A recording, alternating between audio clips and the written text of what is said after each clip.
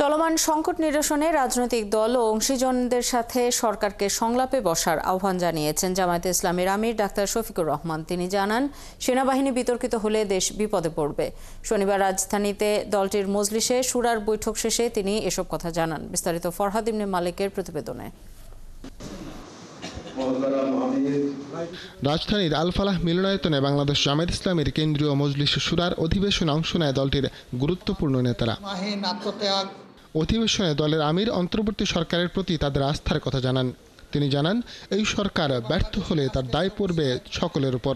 তাই সকল অংশীজনদের নিয়ে অর্থবহ সংলাপ আয়োজনে সরকারের প্রতি আহ্বান জানান জামায়াতের আমির। যে সরকার যেহেতু আমাদের সকলের সরকার, আসুন আমরা সবাই মিলে তাকে সহযোগিতা করি।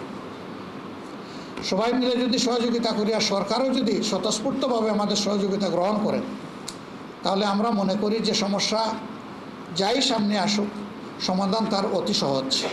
সংঘাত এবং কাদা ছোড়াছুড়ির মধ্য দিয়ে জাতিকে আর অনিশ্চয়তার দিকে ঠেলে দেওয়া কোনো অবস্থায় সমীচীন হবে না। এই সংস্কৃতির অবসান হওয়া উচিত।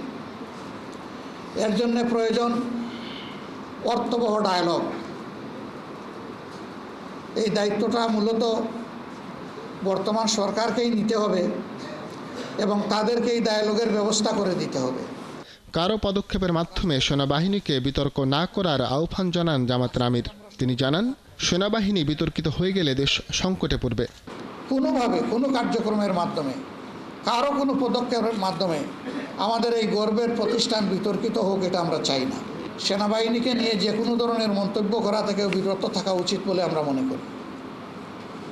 এই বিষয়টা একটা দেশের সার্বিক নিরাপত্তার সাথে সংশ্লিষ্ট। সেনাবাহিনীকে বিতর্কিত করলে একটা স্বাধীন দেশ বড় ধরনের ঝুঁকিতে পড়তে পারে। এছাড়া মানবিক করিডোর, চট্টগ্রাম বন্দর বিষয়ক যে কোনো সিদ্ধান্ত রাজনৈতিক অংশীজনদের সাথে আলোচনা ছাড়া যেন না হয়, সেই আহ্বানও জানান তিনি। যুক্তিপূর্ণ সমাধান হওয়া উচিত। ফরহাদ ইবনে মালিক, ৭১, ঢাকা।